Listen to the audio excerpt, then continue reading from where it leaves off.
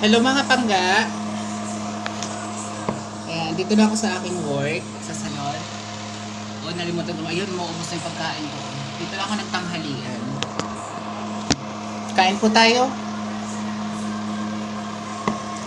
O, meron akong ano ngayon eh.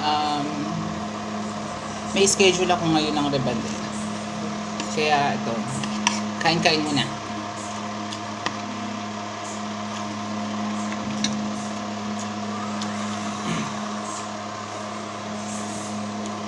Kain muna tayo habang inaantay ang customer. Meron, kaya lang ano. Nahiligo pa si Tita Betty, maantay niyo ba?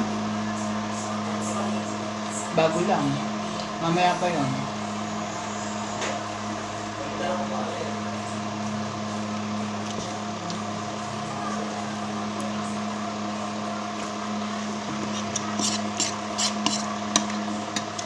Ang ulam ko ay Bicol Express.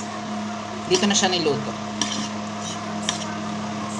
Hindi ako nagluto kaya hindi ko na video. O siya, baka dumating ang aking iradaban. Bye-bye!